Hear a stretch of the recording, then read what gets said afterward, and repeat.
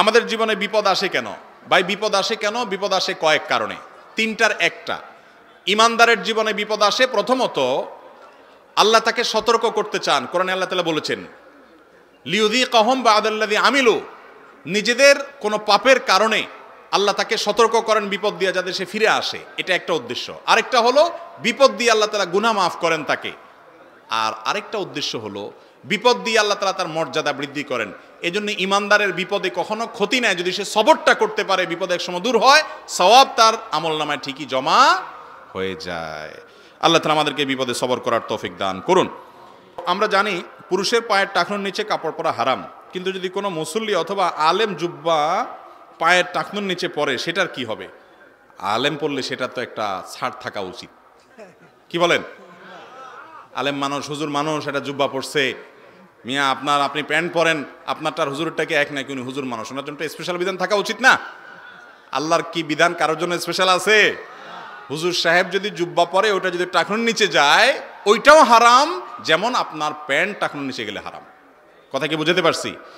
এই হারামটা আমাদের কাছে খুব তুচ্ছ হয়ে গেছে, এটাকে আমরা কিছু মনে করতেছি না, জঘন্য একটা বিষয়। সৌদি আরবে বিশেষ করে মানুষ জুব্বা পরে যে, বা মিডিল ইস্টে জুব্বা পরে যে, বেশিরভাগ জুব্বাই সাধারণ মানুষ যারা আর কি আলেম ওলামা তো দিনদার কথা বলি না, তাদের জুব্বাগুলো বেশিরভাগ টাকনুর নিচে চলে যায়। এটা দেখে আমাদের দেশে মানুষ বলে এত বড় হুজুর, কত লম্বা জুব্বা, মাশাআল্লাহ, সে টাকনুর নিচে পড়ে, আর আমাদের হুজুররা কি কয় এসব। তো লম্বা জুব্বা দেখে আপনি বড় হুজুর মনে করার কোনো কারণ নাই, ওইটা তাদের দেশীয় পোশাক, তারা সেজন্য পরে। কিন্তু টাকনুর নিচে পড়লে, হুজুর পড়লে, জুব্বা পড়লে সেটাও কি হবে?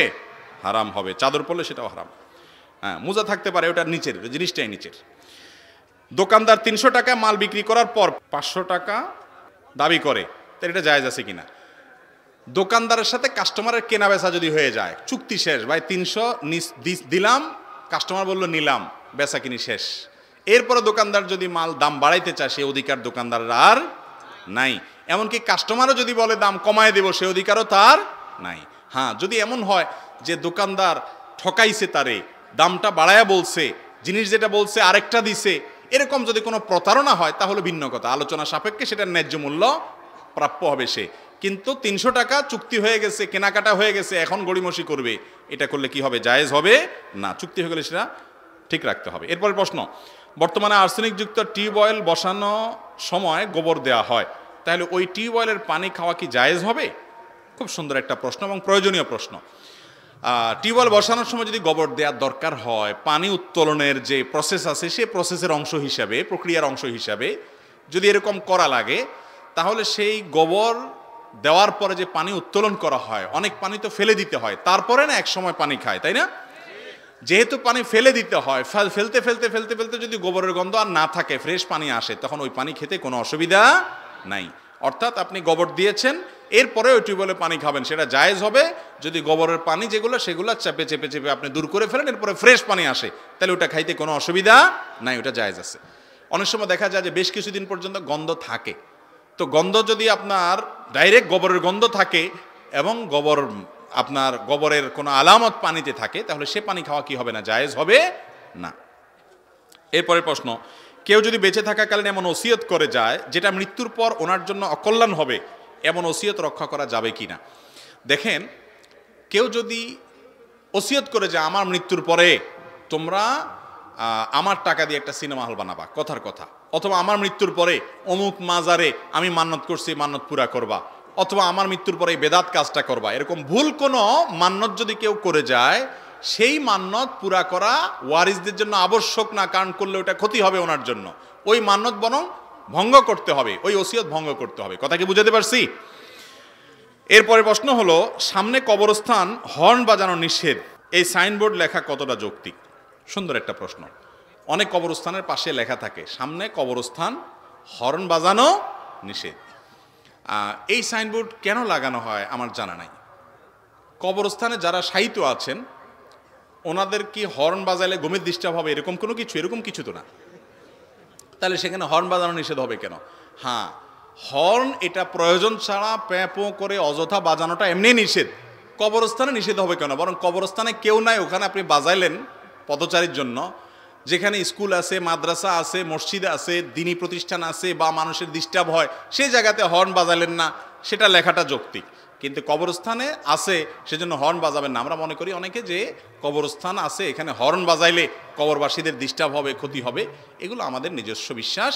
আমরা যতটুকু জানি কবরস্থানের ওখানে আশেপাশে আওয়াজ হলে কবরবাসীদের কোনো ক্ষতি হয় এমন কোনো কথা না। তবে হ্যাঁ, এটা ঠিক যে হর্নের মধ্যে বিশেষ করে কিছু কিছু হর্ন আছে যে হর্নগুলো আপনার কি বলা যায়, আজকাল তো কিছু হর্ন বাইর হয়েছে এমন আপনার যেটা মিউজিক্যাল ইনস্ট্রুমেন্ট ব্যবহার করে যেরকম হয় ওরকম।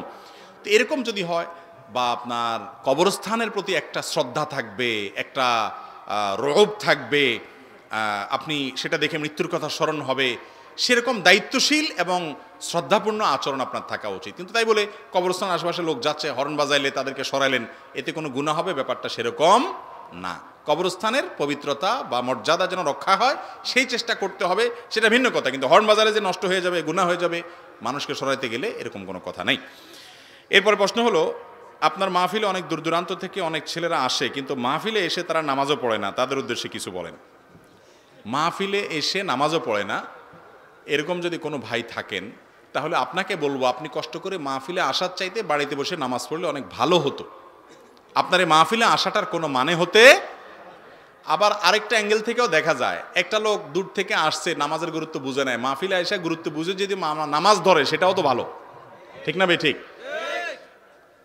বিশেষ করে আমাদের ক্যামেরাম্যান ভাইদের ব্যাপারে ইদানিং এই অভিযোগ আসতেছে বিভিন্ন জায়গা থেকে, যে তারা দূর দূরান্ত থেকে আসে, কোনো কোনো ক্যামেরাম্যান ক্যামেরা পাহারা দিতে গিয়ে নামাজ পড়ে না। যদি কোনো ক্যামেরাম্যান এরকম করে আপনারা দেখতে পান, আমার অনুরোধ তাকে মাহফিলের রেকর্ড করার সুযোগ দিবেন না। এটা আপনাদের দায়িত্ব যে তুমি নিজে মাহফিলে এসে এখানে নামাজ পড়বা না, তুমি তো এই সুযোগ পাওয়ার অধিকার রাখো না। আর যদি তাকে বুঝাইয়া নামাজের দিকে আনতে পারেন সেটা আরো ভালো, ভয় দেখাইতে পারেন আল্লাহ তাআলা, সেটা আরো ভালো, সে চেষ্টা করা উচিত। এরপরে প্রশ্ন হলো, আমরা বন্ধুরা সবাই যখন একত্রিত হই তখন আমাদের মধ্যে খারাপ ও মন্দ কথাবার্তা বেশি চলে, এক্ষেত্রে আমাদের ইসলামের দৃষ্টিতে করণীয় কি? বন্ধুরা যদি একসাথ হন আর বসে খারাপ আলোচনা করেন, তাহলে বুঝতে হবে আপনার বন্ধু নির্বাচনে ভুল হয়েছে। আপনি এমন কিছু বন্ধু নির্বাচন করেছেন যাদের মধ্যে আল্লাহর ভয় নাই, যাদের মধ্যে রাসূল সাল্লাল্লাহু আলাইহি সাল্লামের হাদিসের ব্যাপারে সতর্কতা নাই, যাদের মধ্যে আখিরাতের ভয় নাই। খারাপ বন্ধু জাহান্নামে যাওয়ার অন্যতম বড় একটা কারণ, মনে রাখবেন। আল আখিল্লা বাদুহুম ইয়াওমাইযিন আদুউন লিবাদিন ইল্লাল মুত্তাকিন। দুনিয়ার বন্ধুরা আখিরাতে একজন আরেকজনের শত্রু হবে, টেনে টেনে জাহান্নামে নিয়ে যাবে। বলবে আল্লাহ অমুক আমাকে খারাপ অভ্যাসে নিয়ে গেছে, অমুকের কারণে আমি খারাপ পথে গেছি। এই জন্য যেই বন্ধু আপনার, যে বন্ধুর আড্ডায় আপনার আল্লাহর কথা স্মরণ আসে না, পাপের কাজ হয়, সে আড্ডায় যাওয়া, সে বন্ধু রাখা জায়েজ নাই, হারাম। মনে রাখবেন, সৎসঙ্গে স্বর্গে বাস, অসৎসঙ্গে সর্বনাশ। এটা কোরআন হাদিসের কথা। অতএব যে বন্ধু খারাপ হয়, খারাপ আড্ডা দেয়, সেখানে যাবেন না, তার কাছে যাবেন না, অ্যাভয়েড করবেন।